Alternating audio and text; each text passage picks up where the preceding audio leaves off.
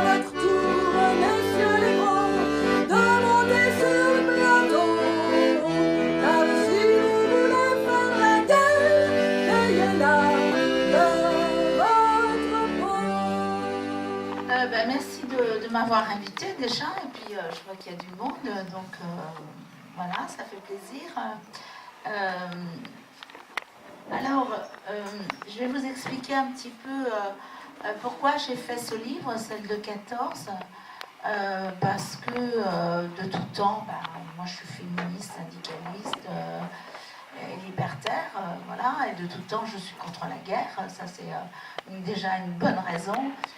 Mais c'est aussi au moment de ce centenaire, les médias ont une fois de plus oublié les femmes, n'ont pas parlé des femmes. Alors c'est vrai qu'il y a les fusillés pour l'exemple, c'est vrai qu'il y a eu beaucoup de morts, bien sûr, hein, et puis qui ont vécu pendant 4 ans et demi dans les pires conditions qui soient, c'est vrai. Mais on oublie toujours tout ce qu'il y a à l'arrière du front. Et à l'arrière du front, c'est qui? En général, c'est les femmes, les enfants, les personnes âgées, et qui subissent toujours le contre-coup des guerres qui sont décidées par les puissants.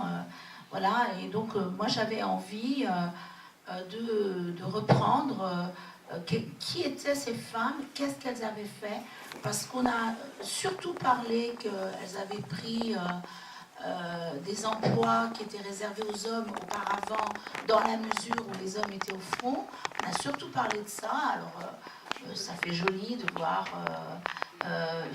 une cochère, de voir une infirmière, de voir une obusière un peu moins jolie, mais enfin bon, voilà. Mais en tout cas, ça c'est une réalité, mais c'est aussi une réalité militante, une réalité féministe, pacifiste, syndicaliste, que les femmes ont portée pendant toute la guerre, et c'est de ça dont je vais vous parler. Alors ça s'appuie sur des lectures. J'ai une amie qui a compté que j'avais lu 70 livres et articles. J'ai sûrement pas tout lu, hein, ça bien sûr, mais enfin j'ai essayé d'aller très loin dans mes lectures. Et puis j'ai accueilli dans une émission que j'anime, que je co-anime tous les mercredis sur Radio Libertaire, donc c'est à Paris, mais qu'on peut entendre par Internet. C'est le mercredi de 18h30 à 20h30. C'est une émission qui s'appelle Femmes libres. Alors Femmes libres en hommage aux femmes espagnoles de 1936, qui étaient quand même 20 000 femmes qui militaient contre le triple esclavage que vivaient les femmes espagnoles de l'époque. Hein, et dans un des esclavages qu'elles vivaient, c'était celui de ne pas être allée à l'école, hein, en particulier. Bon, après, il y a l'exploitation économique et puis l'oppression liée à la domination masculine. Mais en tout cas, c'est en hommage à ces femmes qu'on a fait cette émission depuis 1986. Et à partir de 2013, surtout, on a invité un certain nombre d'autrices, donc j'utilise le terme d'autrice pour qu'on entende que ce sont des femmes et des auteurs qui ont écrit des choses assez remarquables. Alors c'est à l'occasion du centenaire, bien sûr, mais des choses qui n'étaient pas encore apparues jusque-là. Je pense en particulier à un livre qui, moi, m'a vraiment qui a eu une grande importance pour moi. C'est le livre de Margaret Marwani et de Monique Méron. C'est le siècle du travail des femmes, de 1911 à 2011. Et dans ce livre-là, ça s'appuie sur des statistiques pour apporter des analyses que nous n'avons pas forcément en tête au quotidien. C'est-à-dire que le ministère du Travail a été institué en 1906 et qu'à partir de ce ministère du Travail, des enquêtes un peu plus sérieuses ont été menées sur le travail Et à cette occasion, on a découvert que les femmes travaillaient, d'un point de vue statistique, bien sûr. Hein. Voilà. Et donc, c'est plus de 35% des femmes qui travaillaient à l'extérieur. Les autres travaillaient à l'intérieur, dont beaucoup étaient paysannes, bien sûr. 900 000 d'entre elles travaillaient chez autrui, chez des patrons, comme boniche, comme servante. 900 000 autres à peu près, hein, c'est des chiffres qui sont toujours à discuter, mais c'est quand même ça fait presque 1 million à chaque fois. 900 000 autres travaillaient comme ouvrières à domicile, essentiellement dans la couture, hein, la couture, la broderie, en fonction des régions, mais en tout cas c'était... Là, on est déjà à presque 2 millions de femmes qui travaillaient avec un salaire, hein, qui n'était pas simplement la femme mais qui avait réellement un salaire. En plus, toutes celles qui, petit à petit, prenaient des emplois dans le monde tertiaire. Ça sera après-guerre que ça va se développer, mais en tout cas, ça commence aussi. Hein. Voilà, donc ce livre remet les choses au point parce que quand on dit que les femmes ont commencé à travailler pendant la guerre de 14, c'est faux. Elles travaillaient, de toute façon elles ont toujours travaillé, mais elles travaillaient à l'extérieur bien avant la guerre de 14. Hein, voilà. Ça c'est une première chose. La deuxième, c'est les catégories d'emplois qui n'existaient pas pour les femmes et qui ont commencé à exister à partir du moment où il y a eu des statistiques nationales. Parce que les enquêteurs, puisqu'il y avait un nouveau ministère, il fallait bien les occuper à quelque chose, donc les enquêteurs, quand ils arrivaient dans une ferme, ils disaient qu'il y avait un paysan. Voilà, un paysan, des ouvriers, voilà. Puis madame, si elle n'était pas là, on la comptait même pas. Si elle était là, on disait qu'elle était paysanne. Peut-être qu'elle était autre chose d'ailleurs, mais voilà. Puis au bout d'un moment, chez les artisans c'était pareil, bien sûr, hein, et au bout d'un moment, ils ont vu quand même qu'il y avait toujours des femmes finalement. C'est bizarre ça.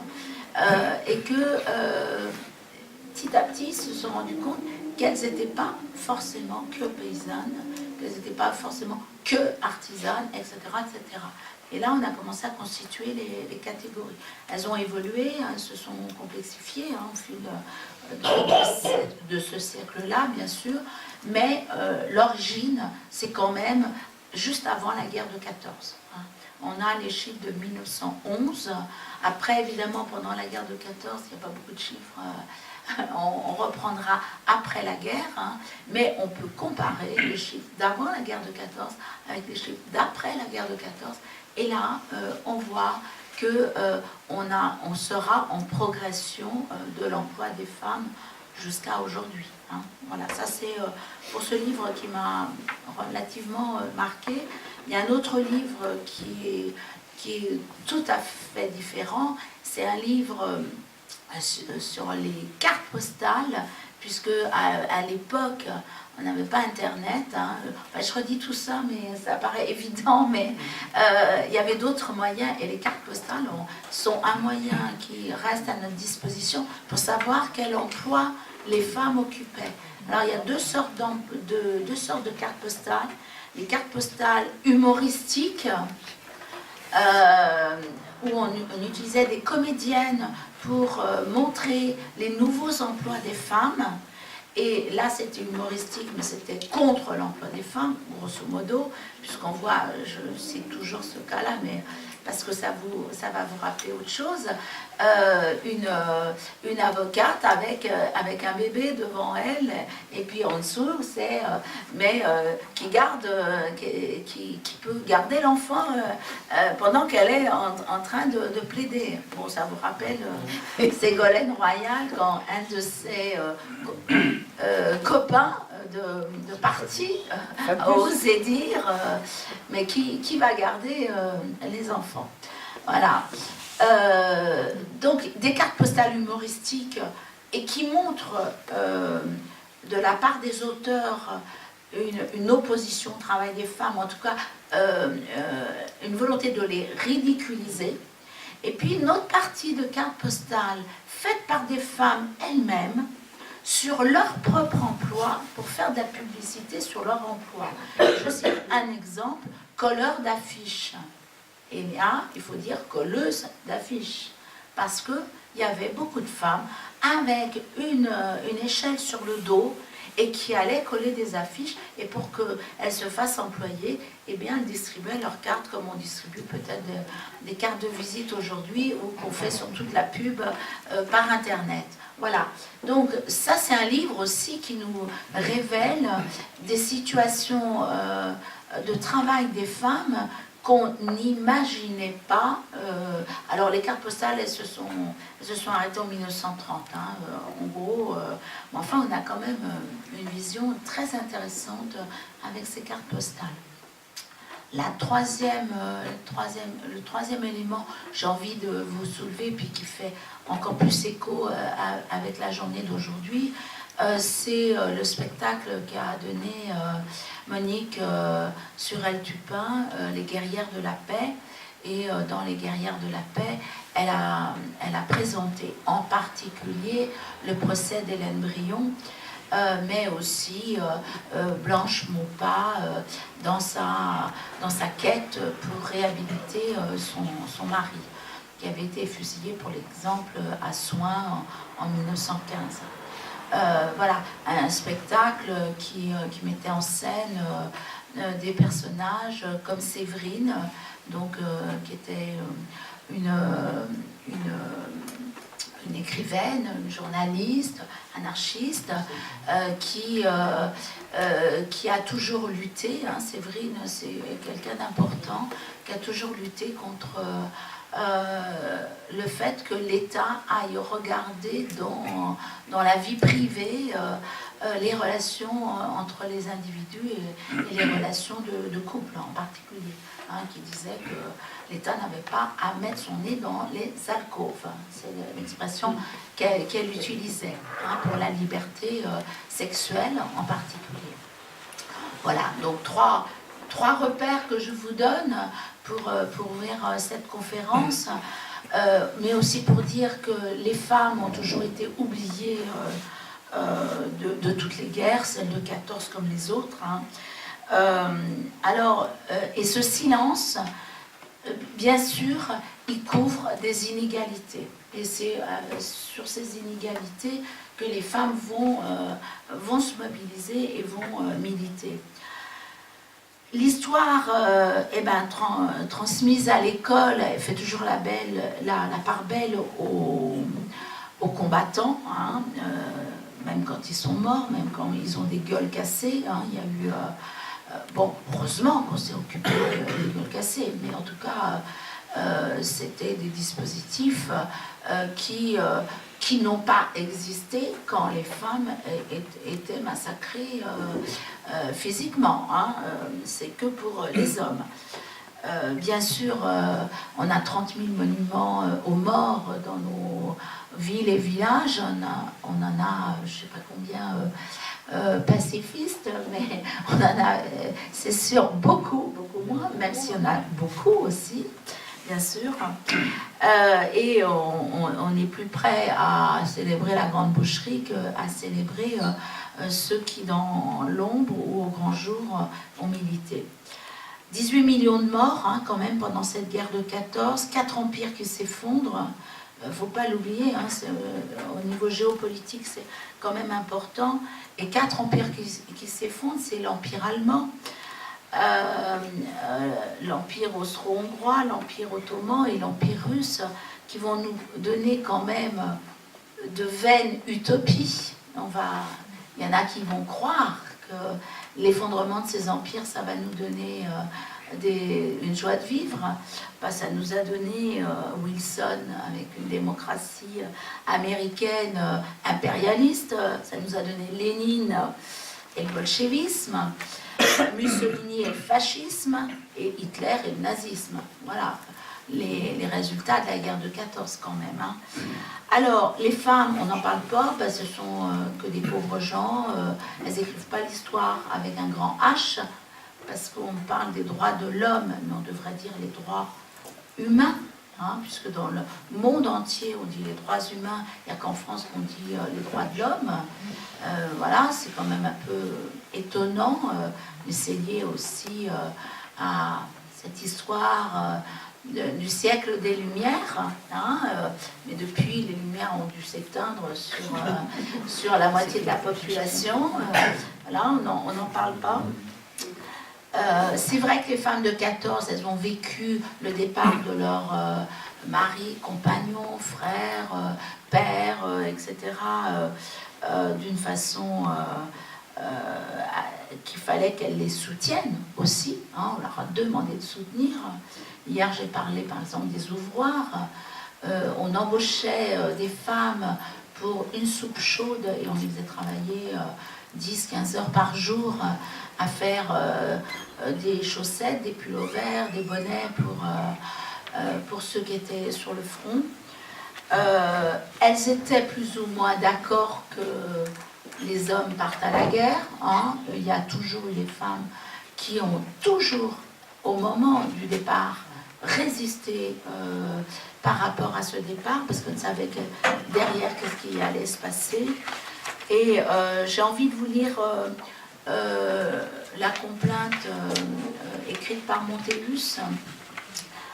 Pour faire de ton fils un homme, tu as peiné pendant 20 ans, tandis que la gueuse en assomme en 20 secondes des régiments. L'enfant qui fut ton espérance, l'être qui fut nourri en ton sein, meurt dans d'horribles souffrances, te laissant vieille, souvent sans pain. Est-ce que le ciel a des frontières? Ne couvre-t-il pas le monde entier? Pourquoi sur terre des barrières? Pourquoi d'éternel crucifié? Le meurtre n'est pas une victoire, qui sème la mort est un maudit. Nous ne voulons plus, pour votre gloire, donner la chair de nos petits. Je trouve que ce texte est encore d'actualité. C'est vrai que le ciel, il n'a pas de frontières. Aujourd'hui, on continue de faire des guerres. On ne les fait plus en France ou en Allemagne. On les fait ailleurs. Mais c'est bien avec nos armes, en tout cas, qu'on va faire les guerres chez les plus pauvres. Alors,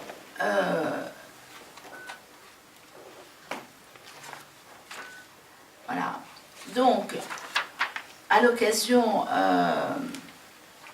de ce centenaire, ce que j'ai voulu faire, moi, dans ce livre, c'est mêler des apports très différents, alors qu'ils soient sociologiques, démographiques, qu'ils soient pacifistes, syndicalistes, anarchistes, réalité sociale, réalité économique, engagement politique. J'ai voulu mêler un peu tout ce que j'avais lu et le resituer du point de vue des femmes. Hein, voilà, ça c'est l'axe de ce livre. Alors, l'engagement des femmes avant 14 était déjà important. Il y avait des relations internationales extrêmement fortes dans le mouvement féministe, comme dans le mouvement pacifiste, comme dans le mouvement syndicaliste. Alors, on en parle très peu, mais les internationales, elles existaient quand même. Il ne faut quand même pas oublier qu'elles existaient. C'est d'ailleurs autant étonnant qu'elles puissent exister dans une période où pour circuler c'était beaucoup plus compliqué, pour communiquer c'était beaucoup plus compliqué, alors qu'aujourd'hui c'est beaucoup plus facile, et ben finalement il y a peut-être un peu moins de force hein, dans ces mouvements internationaux. Par contre il y a de la force dans les mouvements de mondialisation. Hein. Voilà, donc pourquoi? Alors moi j'ai vraiment été recherchée dans tous les mouvements français féministes. D'où ça venait ce mouvement féministe finalement? Bon, alors je ne veux pas remonter à Olympe de Gouges, hein, mais regardez, grâce à l'international, qu'est-ce qui s'était passé par exemple aux États-Unis? Et aux États-Unis, au moment de l'abolition de l'esclavage, les femmes avaient énormément milité pour l'abolition de l'esclavage. Il arrive quoi une fois que l'esclavage est aboli? On donne le droit de vote aux hommes noirs et on ne donne pas le droit de vote aux femmes noires ni aux femmes blanches. Et là, il y a un ressentiment très fort en disant, mais on a milité pour que le monde soit meilleur. Alors c'était peut-être des bourgeoises, mais peu importe. Hein. On a milité pour que le monde soit meilleur et nous, on n'a rien gagné là-dedans. Alors, elles n'avaient pas milité pour gagner pour elles, mais une fois qu'elles n'avaient pas gagné, ben, voilà, c'est ce qu'elles se disaient.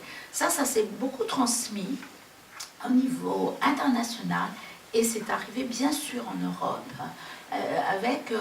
avec un mouvement féministe qui a, et certains et certaines d'entre vous avez vu le film Les Suffragettes. Hein. D'ailleurs, en français, on doit dire les suffragistes, parce que suffragette, dès qu'on utilise le « être » comme fillette, c'est pour rabaisser les femmes, rabaisser ce mouvement. Hein. Normalement, c'est suffragiste, qui est le vrai terme.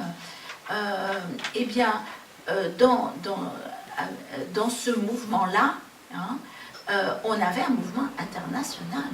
Hein, et on l'a bien vu dans ce film. Bon, le film retrace plutôt dans le monde anglo-saxon, en Angleterre, hein, mais on avait la même chose, puisque là, on a des cartes postales avec la femme doit voter. Voilà, on a plein de cartes postales qui montrent des simulacres de vote. Des femmes qui se présentent aux élections, qui reçoivent des suffrages. Évidemment, c'est pas enregistré. Voilà. Donc, un mouvement féministe qui existe avant 14. Un mouvement syndical, et ça je ne crois pas vous l'apprendre, qui est fort, qui existe aussi, et qui a des revendications pacifistes, hein, au niveau de la CGT, très fort aussi. Et puis, la guerre de 14 arrive, là, ça, le mouvement pacifiste vole en éclats, hein, puisque y a une partie qui va être pour l'Union sacrée, puis l'autre partie qui va pas pouvoir militer dans les premiers temps au niveau du pacifisme. Tout le monde croit que la guerre va durer très peu de temps, voilà, donc on met ça entre parenthèses, et puis finalement elle dure 4 ans et demi, hein, quand même. Donc les choses vont se réorganiser, et là ça va être intéressant, parce que si en 1914 par exemple il y a peu de grèves, on a vu là dans le film, il y a des mutineries déjà dès 14, hein. En tout cas des refus de partir à la guerre, des refus d'y retourner après une permission, hein. Mais les grèves, ça ne va pas être en 14, tout simplement parce qu'une fois que les hommes sont sur le front, les femmes, eh bien, il y a des appels pour qu'elles aillent faire les moissons, des appels très, très solennels de la part du pouvoir. Hein. Vous, les femmes, vous devez donner votre corps pour faire les moissons, puisque les hommes ne sont plus là, mais eux, ils donnent leur corps pour la patrie, donc vous, les femmes, vous n'allez pas rechigner à ça. C'est pas que les femmes ne faisaient pas les moissons avant, c'est que là, il y avait carrément 2 à 3 fois moins de personnes pour faire les moissons. Les moissons, elles n'attendent pas en général. Hein. C'est quand même ça qui va permettre de vivre après. Et donc, les femmes se sont mises à faire les moissons, bien sûr, avec les vieux hommes, leurs pères, leurs grands-pères, les beaux-pères. Elles ont fait les moissons. Pendant ce temps-là, elles n'ont pas été prendre les emplois des hommes, pas encore. C'est après les moissons que là, on les invite à rentrer dans les usines d'armement, parce que il faut faire des obus. Alors les photos d'obusières, là sur le livre, on voit les obusières. Hein. Un obus, ça pèse 7 kilos. Elles en manipulaient je ne sais pas combien, ça fait plusieurs tonnes par jour. Mais j'ai fait le calcul par rapport aux aides-soignantes qui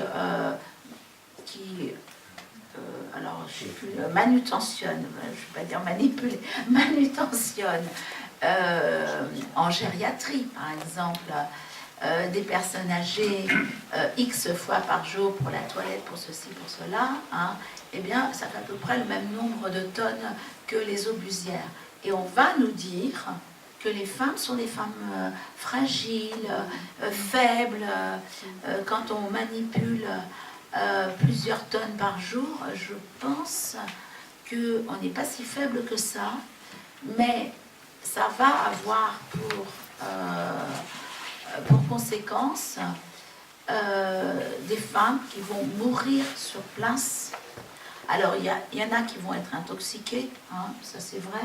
Il y en a qui vont mourir sur place parce que toute femme en période de guerre donne à manger d'abord à ses enfants avant de se servir elle-même.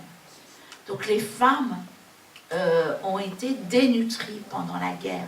Les hommes étaient dénutris bien sûr sur le conflit, mais les femmes aussi dénutries. Et quand il faut porter des tonnes sur 14 à 16 heures par jour, et 6 jours par semaine, hein, eh bien, effectivement, il faut pouvoir avoir du carburant, et le carburant manquant au niveau de l'alimentation, il y en a qui vont mourir sur place, il y en a qui vont mourir chez elles le dimanche et qui ne seront pas là au boulot le lundi, parce que chez elles, non seulement elles n'ont pas mangé, il n'y a pas de chauffage, etc. Il y en a qui meurent de froid et de faim. Et ça, c'est une histoire qu'on peut raconter, mais qu'on ne peut pas comptabiliser. Il n'y a pas de chiffres. C'est pas la peine de me poser la question. J'ai cherché beaucoup, parce que ça m'a vraiment intéressée. Cherché beaucoup des témoignages, des chiffres, enfin des éléments. On n'a pas de chiffres, mais c'est raconté régulièrement. Hein. Donc, voilà. Je pense que c'est important de le dire aussi, ça, parce que ça, on ne le dit pas. On le dit pas. Alors, on parle beaucoup de la fièvre d'Espagne, qui, à partir de, surtout 1918 jusqu'à 1921, à peu près 3-4 ans, va décimer des millions de Français. Mais il faut voir aussi qu'après la guerre, que ce soit une femme, que ce soit les enfants, que ce soit les personnes âgées, que ce soit les hommes, tout le monde est complètement affaibli, et que l'épidémie, évidemment, va faire plus de ravages que si on avait une population en bonne santé. Hein. Alors, on parle plus de ça parce que là, tout simplement, eh bien, il y a aussi des hommes qui meurent. Donc, on arrive à faire des chiffres, mais quand c'est les femmes qui meurent, ben, il n'y a pas de chiffres. C'est comme pour l'emploi, il n'y avait pas de chiffres avant. Hein. Voilà. Alors, les femmes, il y a une particularité chez les femmes, c'est surtout les enseignantes, les institutrices, qui, en 1905, créent un syndicat, alors c'est interdit de créer un syndicat pour les fonctionnaires. Les instituts n'ont pas le droit de créer un syndicat. Et pourtant, elles créent leur syndicat clandestin, on va l'appeler comme ça. Mais c'est fondamental, ça. Parce que ce sont des femmes instruites. Ce sont des femmes qu'on envoie à l'autre bout du pays, et on a des témoignages d'instituts qui sont partis dans des villages très loin de chez elles. Donc elles ont l'habitude déjà de voyager. Elles sont instruites, elles sont syndiquées. Et à partir de là, elles vont avoir une conscience politique et syndicale, pacifiste, féministe, qu'on ne va pas retrouver dans toutes les autres catégories de femmes. Hein. Donc, elles vont être très importantes parce que en gros, c'est quand même des femmes instruites qui vont pendant la guerre, alors pas que des femmes instruites, hein, il y a aussi d'autres femmes, mais plutôt des femmes instruites qui pendant la guerre vont être les militantes. Après, les grévistes, ça sera les ouvrières et ça sera tous les employés. Mais les militantes, c'est les femmes instruites. Et dans les femmes instruites, si on exclut la bourgeoisie, parce que les bourgeoises ont toujours, bien évidemment, milité pour le bien-être des femmes, pour une grande partie d'entre elles, elles l'ont fait, en tout cas. Il fallait bien s'occuper aussi, hein, pour certaines. En tout cas, dans les cadres militantes, eh bien, c'est beaucoup d'enseignantes, hein, d'enseignantes, de journalistes, voilà. Enfin, c'est les gens qui peuvent écrire et qui peuvent penser un peu plus loin grâce à l'écriture, hein, tout simplement. Et puis le syndicalisme, c'est une école de formation enfin, quand on se rencontre, ben, on se parle, on affûte ses idées et c'est important. Les ouvroirs dont je parlais tout à l'heure, c'est un scandale, hein, qui a scandalisé les syndicalistes. Enfin, vous imaginez faire travailler des femmes... alors pas d'électricité la plupart du temps, hein, les journées vont se passer avec la bougie, hein, il faut travailler dans le froid et puis avoir une maigre soupe, ça nourrit pas les enfants, ça, hein. Alors, je ne vais pas vous parler de toutes les organisations féministes qui existaient, parce qu'il y en a beaucoup trop, c'est beaucoup de sigles, ça vous le retrouverez dans le livre si vous avez envie, mais il y a quand même des grosses organisations qui viennent du Conseil international des femmes, qui avait été fondé donc à Washington, et qui vont donner évidemment un élan féministe assez fort. On peut penser que ça nourrit intellectuellement le féminisme. Mais on a bien évidemment le mouvement international socialiste, et là, la figure de tête, c'est quand même Clara Zetkin, hein, une Allemande, qui, elle, va être présidente du mouvement international de 1907 à 1917, donc dans des périodes qui, là, nous intéressent particulièrement. Alors, elle, Clara Zetkin, par rapport au féminisme du Conseil international des femmes, elle, socialiste, hein, va prôner des valeurs prolétariennes, comme elle le dit. Elle dédaigne complètement le féminisme bourgeois. Voilà, ça c'est clair et net. On a deux types de féministes. Christine Barr, dans sa thèse, puisqu'elle a fait sa thèse sur le féminisme entre 14 et puis 45, le dit bien, hein, qu'on a deux grands types de féminisme. Alors après, on a des féministes plus radicales encore. Je pense à Madeleine Pelletier, première femme psychiatre de France. Je vous rappelle qu'on n'avait pas le droit, en tant que femme, d'aller dans les cours de médecine. C'était interdit. Les premières qui ont pu rentrer dans les cours de médecine, elles étaient russes ou polonaises. Hein, on pense évidemment à la sœur de Marie Curie, hein, qui a fait ses études de médecine, qui a eu le droit. Elles étaient une dizaine d'étrangères dans un amphi de 200 garçons. Vous imaginez un peu comment ça a dû être difficile. C'est toujours aussi difficile d'être femme médecin pendant ses études. Le bizutage, ça existe toujours. Voilà. Mais les Françaises n'avaient pas le droit.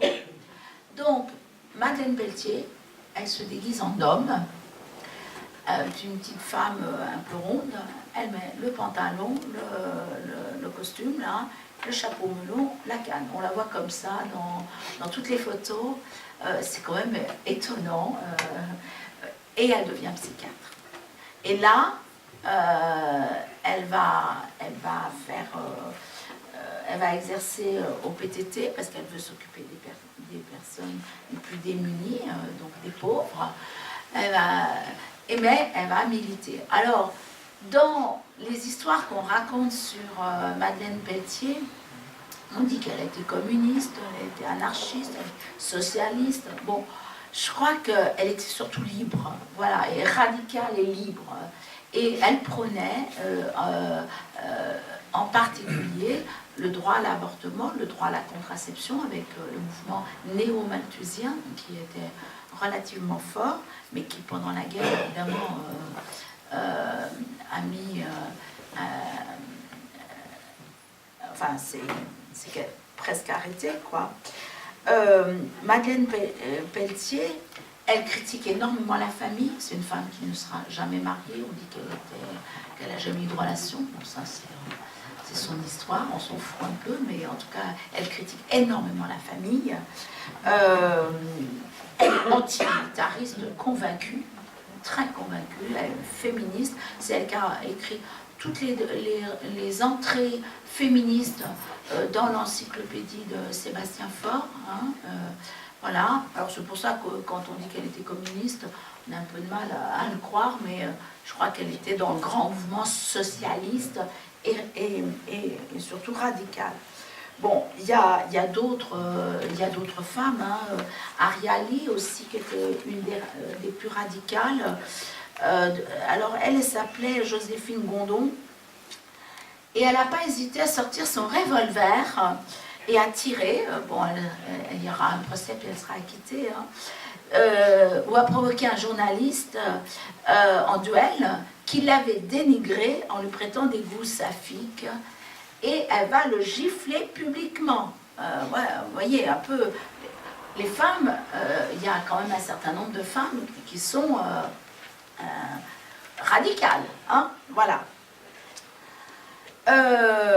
Alors, ces deux femmes dont je viens d'évoquer, elles ont publié des livres, mais aussi un journal.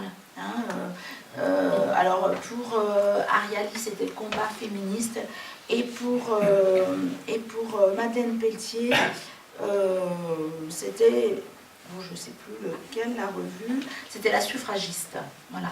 Et puis elles ont écrit un certain nombre de livres où elles exposent leurs opinions très largement. Nelly Roussel aussi, qui est intéressante comme personnage, c'est une des premières Françaises à avoir revendiqué publiquement le droit des femmes à disposer de son corps.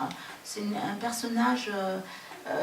qui est très intéressant sur un plan féministe, hein, et a prôné une politique de contrôle des naissances, voilà, dès le début du XXe siècle, en 1902. Elle commence à...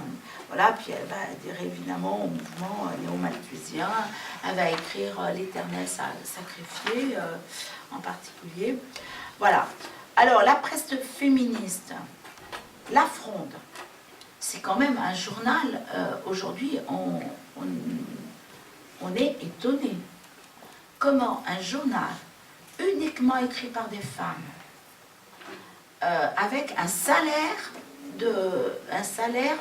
au même niveau que les hommes, hein, c'était vraiment organisé comme ça. Donc, journal fondé par Marguerite Durand, qui sortait alors pas tout le temps, mais qui sortait en quotidien. Après, il va sortir hebdomadaire et mensuel, mais qui va sortir à une époque en tant que quotidien. Hier, j'ai dit 20 000, mais c'est 200 000 exemplaires par jour. Journal féministe. Est-ce que vous en trouvez un aujourd'hui en 2017 à 200 000 exemplaires par jour? Alors, ça ne va pas durer parce que ça coûte cher, hein, quand même. Mais voilà.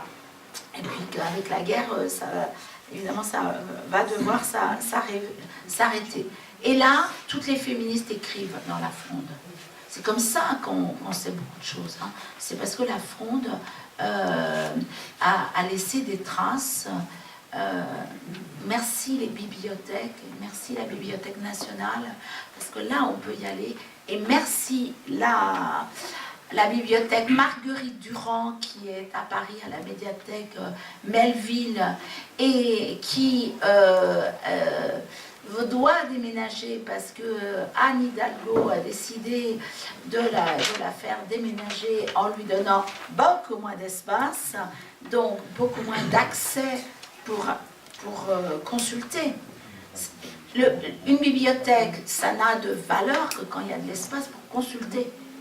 Si c'est pour mettre dans des placards, écrire, je voudrais regarder tel machin et revenir une semaine plus tard pour qu'on nous ait sorti le document, vous imaginez que c'est réservé aux Parisiens, hein, aux Parisiennes, et puis voilà, ça, c'est pas possible quoi, de faire de vraies recherches.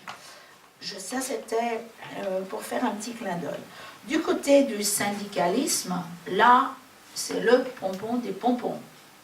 La CGT, révolutionnaire de l'époque, est contre le travail des femmes. Il y aura 53 grèves contre le travail des femmes. Vous imaginez ça? L'affaire Emma Couriot, juste avant la guerre, aurait dû être traitée dans un congrès de la CGT en septembre 1914, évidemment. Le congrès n'a pas eu lieu, mais l'affaire Emma Couriot, qui était une tipote, payée au tarif des hommes, donc on ne pouvait pas la traiter de jaune, et qui a voulu se syndiquer à la CGT, non seulement elle n'a pas pu, mais son mari a été inquiété parce qu'il n'avait pas fait le ménage à la maison. Sa femme n'aurait jamais dû demander de se syndiquer.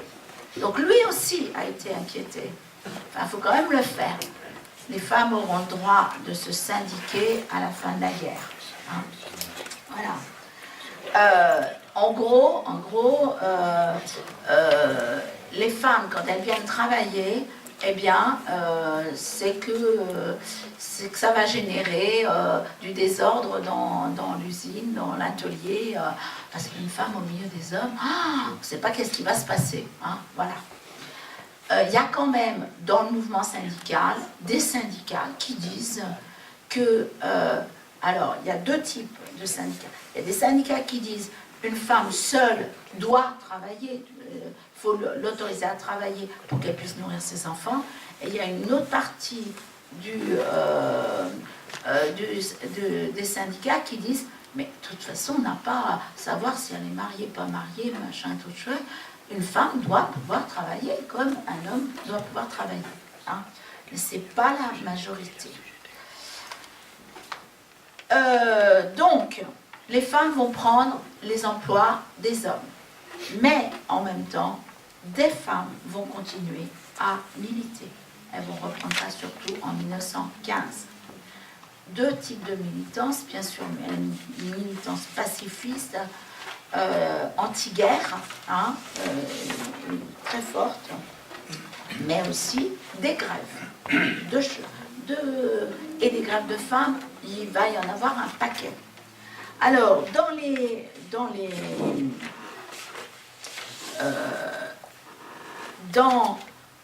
une réunion internationale, moi, qui m'a toujours étonnée, c'est à La Haye, hein, donc entre le 28 avril et le 1er mai, il va y avoir une grande réunion où 1136 femmes, et dedans il y a quelques hommes, vont se réunir. C'est-à-dire que plus d'un millier de femmes, alors que les transports sont complètement anéantis, hein, déjà pour une femme c'est pas très facile de se mouvoir, de se déplacer, hein. Eh bien 1136, alors 1100, allez, 1100 on va dire, et il y a quelques hommes, 1100 femmes vont pouvoir se réunir au niveau international, des Allemandes avec des Françaises, avec des Néerlandaises, avec des Anglaises, etc., etc. C'est-à-dire que l'unité du mouvement ouvrier, qui était difficile à reconstruire, hein, il y aura des initiatives, bien sûr, hein, mais qui étaient difficiles à reconstruire, je vous ai donné dès avril 1915, les femmes sont toutes d'accord contre la guerre, hein, et elles l'affirment. Et c'est beaucoup, hein, un congrès de 1100 femmes pendant une guerre, je peux vous assurer que c'est exceptionnel. Hein. Et bien elles sont là. Voilà. Elles prennent des résolutions, bien sûr. Alors, quand les femmes avant réclamaient le droit de vote, elles réclamaient tout ce qu'on appelle les droits sociaux, hein, et en particulier les droits par rapport à la maternité, etc. Mais là c'est tous les droits sociaux, bien sûr, et contre la guerre. Voilà. Il y a un autre mouvement qui va se retrouver rue Fondary, avec Gabrielle Duchesne. Alors c'est un mouvement qui est autour, on va dire, de la pensée de Romain Rolland, hein. Et là, on va avoir des femmes et des hommes qui vont écrire des brochures, mais qui vont surtout faire circuler de Suisse vers la France les ouvrages de Romain Rolland. Mais il y a aussi une autre femme qui fait circuler les enfants des militants, parce que les militants, quand on est militant ou militante, on n'a pas pu tellement le temps de s'occuper des enfants, surtout quand on est en prison, hein. Donc, elle va s'occuper, alors cette femme, c'est Marguerite Thévenet, qui va s'occuper de protéger ses enfants et de les envoyer dans des endroits où ils seront éduqués et à l'abri. Voilà, ça c'est autour de la rue Fondary, c'est à Paris, chez Gabrielle Duchesne. Hein, je crois que c'est important. Il y a une brochure qui va sortir seulement à 2000 exemplaires, là, mais aussi un devoir urgent pour les femmes et un devoir urgent de lutter contre la guerre. 1917, on a vu tout à l'heure le film avec les mutineries. Alors, il y a eu des grèves, hein, en 1915, 1916, de plus en plus de grèves de femmes, d'hommes un peu moins, parce qu'ils étaient sur le front. En 1917, c'est vraiment le tournant, parce que là, il y a les mutineries et il y a les grèves de femmes. Et on ne peut pas dire qu'il y ait du lien direct, sauf de dire que c'était un lien de souffrance et d'exaspération de la guerre. Mais quand on lit les lettres entre les soldats et les femmes, c'est des lettres d'amour. Hein, la majorité, c'est des lettres d'amour. C'est pas des, ou alors je sais pas décoder, mais c'est pas des lettres qui va dire je vais me mettre en grève d'un côté et je vais mutiner de l'autre, parce que vous savez très bien que toutes les lettres étaient ouvertes. Donc c'était pas possible. Mais c'est aussi les couples se donnaient du courage mutuellement. Hein. Je crois que il faut voir ça aussi. Donc il y a en même temps les mutineries et en même temps des grosses grèves, des énormes grèves. Alors c'est des grèves chez les obusières, elles veulent avoir le même salaire que les hommes. Là c'est le livre de Rachel Silvera qui nous dit que le salaire, donc ça s'appelle le quart en moins, mais le salaire au début du siècle était moitié moindre chez les femmes que chez les hommes. Hein. Aujourd'hui, c'est le quart. On a avancé un peu, enfin on n'est toujours pas à l'égalité. Et les obusières veulent avoir le même salaire que les hommes. Elles font le même métier, le même travail, elles veulent le même salaire. les sardinières ou celles qui travaillent dans les sucres et tout ça, c'est pareil, elles veulent le même salaire que les hommes. Et il y a une grève dont on a parlé un petit peu plus, c'est les midinettes. Donc ça, c'est parce qu'elles étaient des milliers à être en grève à Paris. Les midinettes, c'était celles qui travaillaient dans les magasins et dans les ateliers de confection, qui mangeaient sur le pouce leur petite dinette à midi. C'est pour ça qu'on les appelait les midinettes. Et elles ont fait une grève très importante. L'origine de la grève, c'est qu'elles avaient su, et donc on voit bien les relations internationales toujours, elles avaient su qu'en Angleterre, leurs homologues avaient gagné la semaine anglaise. Donc, 5 jours et demi. Ne travaillaient pas le samedi après-midi. Là, les patrons leur imposent de ne pas travailler le samedi après-midi et de perdre leur salaire du samedi, parce qu'il y a moins de confection à faire. Évidemment, pendant les guerres, ces dames se font faire un peu moins de vêtements. Hein, le tissu c'est plus difficile de le voir arriver, en particulier d'Allemagne et de Flandre, hein, c'est plus difficile. Donc il y a un peu moins de vêtements à faire, donc il y a à faire et à vendre. Donc là, on réduit et on leur dit, vous allez travailler 5 jours et demi, mais vous serez payé 5 jours et demi. Et à partir de là, elles disent, mais pourquoi, pour nous, en France, on va perdre du salaire, alors qu'en Angleterre, elles ont eu le maintien du salaire et elles font la semaine anglaise. C'est ça qui va provoquer la grève. Hein. Une grève, là, on va dire, entre pays, hein, avec merci. Beaucoup de grèves, énormément de grèves. Alors, je vais pas vous raconter l'année 1918. Je crois que tout le monde la connaît un peu. C'est vrai que le fait que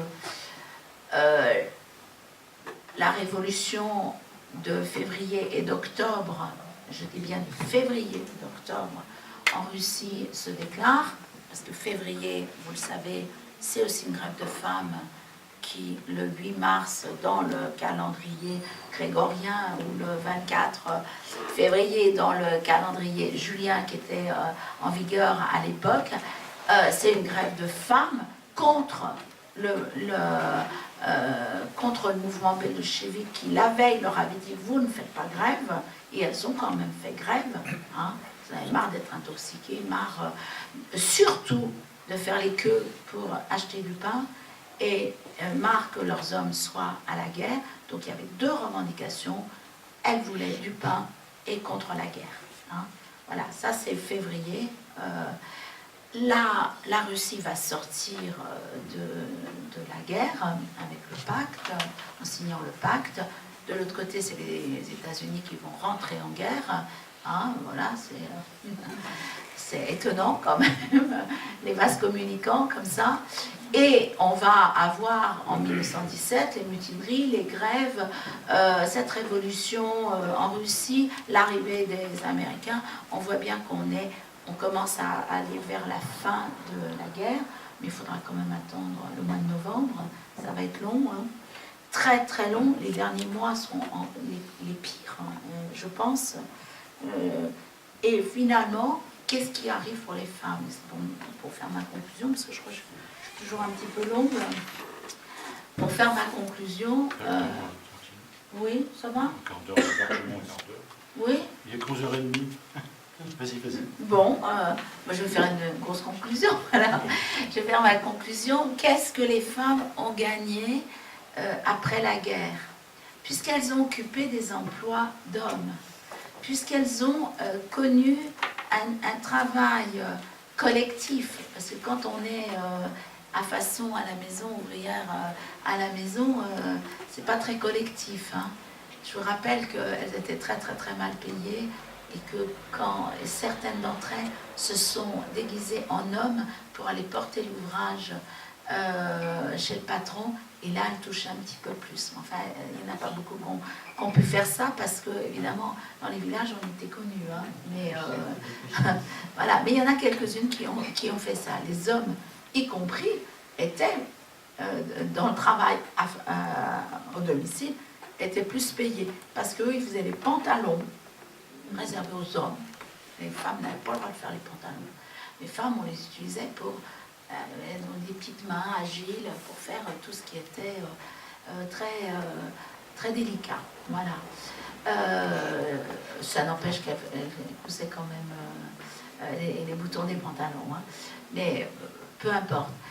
En tout cas, elles ont pris des emplois qui étaient réservés aux hommes. Quand les hommes reviennent, ben, dur, ils sont ou mal en point, ou gueule cassée, hein, voilà, ok. Mais il y en a qui reprennent leur boulot. Mais de toute façon, la société française a décidé que les hommes reprendraient leur boulot. Et il y a eu des licenciements massifs de femmes. Ça, c'est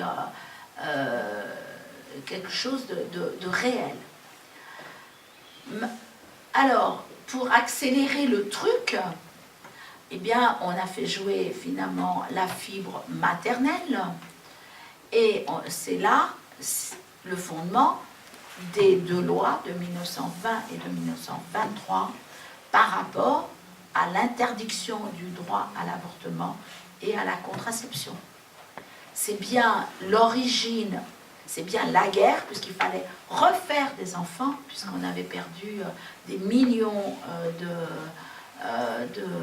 personnes. Il fallait refaire des enfants. Et là, la propagande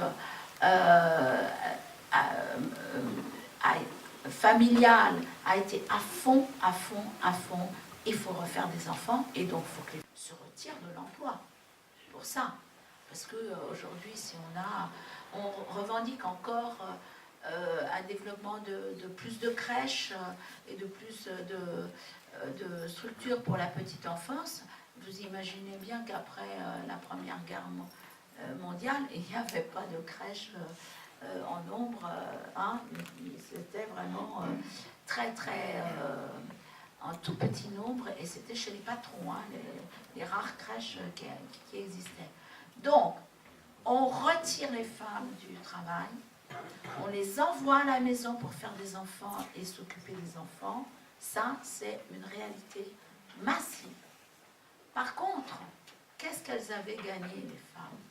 Quand même cette conception de travailler collectivement. Et ça va rester. Et elles vont taper à la porte des nouveaux emplois. Et il y a des nouveaux emplois qui vont s'ouvrir, parce qu'il faut reconstruire la France aussi. Et donc, tous les emplois tertiaires, les femmes vont y rentrer massivement. Alors, le chef, ça sera un homme, peut-être, mais en tout cas, les femmes vont prendre les emplois tertiaires. Et c'est comme ça qu'elles vont revenir dans l'emploi. Mais elles vont aussi, malheureusement, être confinées dans des emplois peu qualifiés, parce que les hommes ne sont pas au nombre suffisant. Je crois qu'on a fait venir 6 millions d'immigrés pour remplacer les hommes. Hein? Ouais. On imagine. Moi, mon grand-père a fait partie de ces immigrés. Il était espagnol. Il avait, c'est une immigration économique, pas politique, dans ma famille, et il a été, recruté vraiment en tant qu'immigré pour prendre les emplois que les hommes ne pouvaient peut-être prendre. Mais ça ne suffisait pas, et du coup, il y a eu des femmes qui ont été aussi recrutées dans l'industrie, mais sur les emplois non qualifiés, les emplois répétitifs. Et on reproduit évidemment la structure de l'emploi qu'il y avait avant, les femmes dans les emplois non qualifiés, répétitifs, mal payés, et puis les hommes qu'on veut valoriser parce qu'ils ont Ils ont fait la guerre, c'est des vaillants soldats, et ils sont revenus, ils sont survivants. Voilà, on veut les valoriser. Et là, on n'hésite pas à les réembaucher, et on s'en moque qu'ils gagnent plus que les femmes. Les syndicats sont un peu déstructurés aussi. Ils vont éclater. Enfin, ça va être quand même aussi un peu compliqué pour la CGT. Hein. On va se retrouver avec une CGTU, avec une CGTSR, et puis après avec une CGT plus tard, parce que là, il y a du mouvement dans les syndicats. Et ça, c'est sur l'emploi. Sur le corps, elles ont gagné une liberté sur leur corps. Pourquoi? Elles ont retiré les corsets, femmes. Je pense que les hommes comme les femmes, on sait ce que ça veut dire un corset. Hein. Parce que pour travailler, c'était compliqué d'avoir un corset. Donc on retire le corset. Et puis ça coûtait cher aussi pour les renouveler, etc. Allez, hop, on retire le corset. Et quand on retire le corset, on trouve qu'on vit sacrément mieux. On coupe les cheveux, parce que dans les usines, les cheveux longs, traditionnellement, c'était des cheveux longs avec des chignons. Donc, ça pouvait être dangereux. Donc, pour la sécurité, on coupe les cheveux. Et puis, celles qui avaient des chignons, ils risquaient de se défaire. Et puis, pour mettre un casque, un chignon, c'est pas pratique. Hein. Donc, on coupe les cheveux. Et on se retrouve avec des femmes qui ont libéré leur corps, qui se sont libérées des contraintes qui pesaient sur la façon de s'habiller, la façon de se coiffer et tout ça, parce que voilà, elles sont sorties de chez elles et elles ont collectivement, elles ont adopté d'autres modes vestimentaires. C'est ce qui va donner la garçonne dans les années 20 et 30. Hein, voilà. Ça, c'est important aussi. Et il y a une libération de l'écriture des femmes. Libération de l'écriture sur les femmes aussi. Hein, quand je parle de la garçonne, ça a été un livre qui a été écrit par Victor Marguerite et qui a eu un succès, mais gigantesque, on n'imagine pas. En même temps, on continue d'être pour la libération des relations sexuelles et la liberté dans l'amour. Pendant qu'on met des lois coercitives quand même sur l'avortement et la contraception. En douce, il y en a qui vont continuer à diffuser les moyens anticonceptionnels. Il y en a qui vont faire des avortements. Les avortements n'ont jamais arrêté. Jamais arrêté. Ça a toujours existé. Hein. Jusqu'à la loi Veil, où aujourd'hui maintenant il y a à peu près 200 000 avortements par an, à peu près, hein, c'est une moyenne. Avant c'était des millions d'avortements qu'il y avait, et des milliers de femmes qui mouraient chaque année. Là, les avortements vont toujours exister. Évidemment, tous ceux qui sont dans le mouvement néo-malthusien, qu'elles soient femmes ou qu'elles soient hommes, vont être arrêtés, vont aller en prison. Et je vous parlais de Madeleine Pelletier. C'est un personnage qui va se retrouver, alors, pas en prison, parce que malheureusement pour elle, elle a un accident vasculaire cérébral, un AVC, et il va être démontré qu'avec son AVC, elle ne peut pas faire d'avortement, parce qu'elle est extrêmement diminuée. On va l'envoyer en hôpital psychiatrique. Je vous ai dit que c'était la première femme psychiatre. Elle va se retrouver en hôpital psychiatrique, parce qu'à l'époque, on ne sait pas ce que c'est qu'un AVC, on ne sait pas le soigner. Comme ça a des conséquences physiques, bien sûr, mais ça a des conséquences aussi cognitives, intellectuelles, même des fois de comportement. Allez hop, en psychiatrie, et elle va finir en psychiatrie. Pour un psychiatre, vous imaginez, ça doit être extrêmement dur. Hein. Voilà, mais c'est comme ça. Les autres, ils vont, je pense à Eugène et Jeanne Imbert, ils vont faire de la prison, plusieurs années de prison. Ils vont continuer à faire cette propagande qui leur semble indispensable pour répondre à une revendication, c'est que on ne doit pas faire ni de chair à canon, ni de chair à patron. Hein. Et que des familles, mon grand-père, hein, mais vos grands-pères aussi, sûrement, mon grand-père, c'était une famille de 13 enfants. Lui, il était lamineur, c'est-à-dire qu'il faisait des lames de métal, hein, mais il faisait son jardin, puis c'est surtout les enfants qui faisaient le jardin, parce que la mère, elle s'occupait de nourrir 13 enfants. Hein. Voilà, elle était la plupart du temps enceinte, hein, quand même. C'était cette réalité-là, avec des salaires de misère. Donc, si on arrive à juguler le nombre d'enfants, les gens vont peut-être, ça c'était la thèse, hein, vivre mieux, mais deux, ils vont peut-être pouvoir avoir du temps pour le syndicalisme et pour revendiquer aussi dans le travail des améliorations réelles. Hein. Voilà.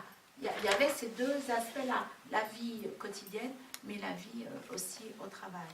Alors, pour terminer, je vais vous redonner des noms que je cite dans mon livre, parce que je pense qu'il y a des femmes qui ont irrigué le féminisme et le pacifisme d'une façon magistrale. Je pense évidemment à Maria de Rheims, qui était libre penseuse, anticléricale, et la première femme à être initiée à la franc-maçonnerie. Hein. Je pense à Hubertine Auclair, qui est militante, qui fut militante pour le droit de vote des femmes. On a à Paris, pas à Paris, en région Île-de-France, on a un centre Hubertine Auclair qui recense toutes les activités féministes de l'Île-de-France. Hein, et c'est en hommage à Hubertine Auclair. On a Nelly Roussel, dont je vous ai parlé tout à l'heure, néo-malthusienne et anarchiste. Gabrielle Duchesne, qui créa la coopérative de production L'Entraide à Paris. Coopérative qui a eu vraiment son heure de gloire. Hein. Marguerite Durand, qui fonda donc, le journal La Fronde, dont je vous ai parlé. Alors, il a été quotidien de 1897 à 1903. Après, il a été mensuel de 1903 à 1906 et s'est arrêté malheureusement après. Mais regardez, entre 1997 et 1906, ça fait quand même beaucoup de journaux qui restent disponibles. Hein. Maria Vérone, qui était avocate et libre penseuse. Marie Bonneval, institutrice, militante à la Ligue des droits des femmes. Hélène Brion, dont j'ai parlé aussi tout à l'heure, institutrice, syndicaliste CGT et pacifiste. C'est pour ça qu'Hélène Brion est passée devant la cour de guerre, hein, voilà, parce qu'elle était défaitiste, et c'est pas possible qu'une institutrice soit défaitiste. Voilà, donc... qui d'autre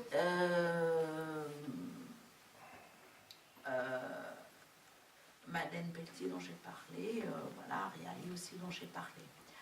Alors, ce qu'il me semble là, puisque je vous ai parlé des institutrices, c'est les seules qui, à l'issue de la guerre, ont eu un salaire égal aux hommes.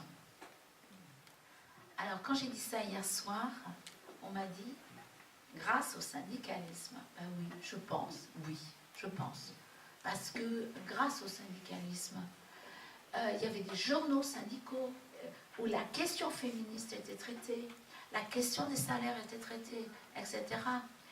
Mais il faut se rappeler que pendant la guerre, les institutrices n'ont pas eu le droit, dans un premier temps, de s'occuper des enfants garçons.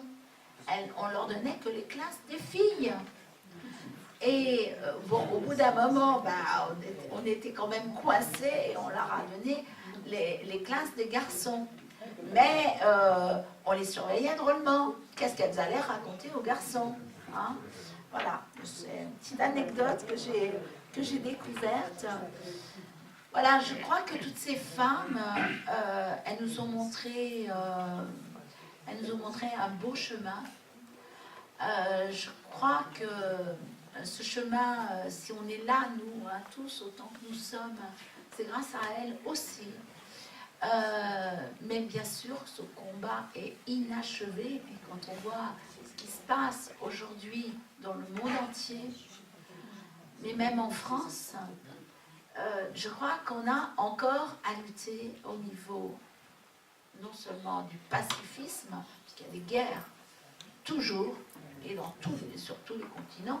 Finalement, quand on regarde bien, moi je lis Le Monde et à chaque fois je regarde le planisphère qu'ils nous font une fois par an avec les foyers de guerre. Il n'y a pas un continent qui échappe à la guerre.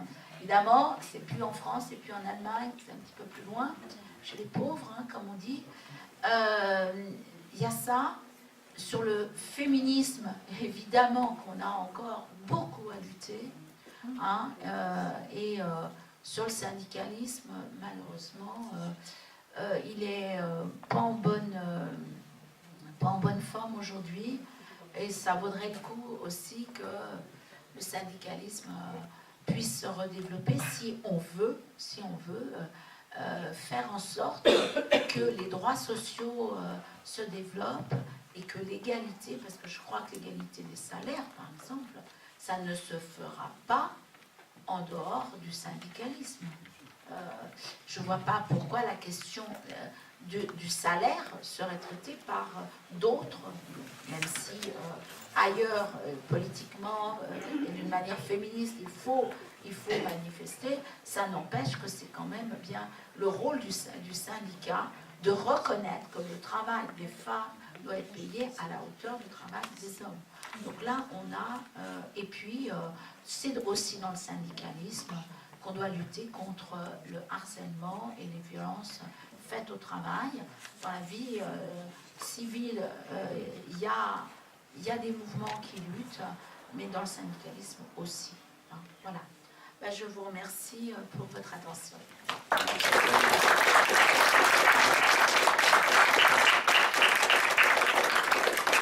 Merci, tu nous as fait un sacré tableau là. Oui. Je pense qu'il va falloir se reporter à ton livre. Oui, oui. Que tu pourras nous dédicacer.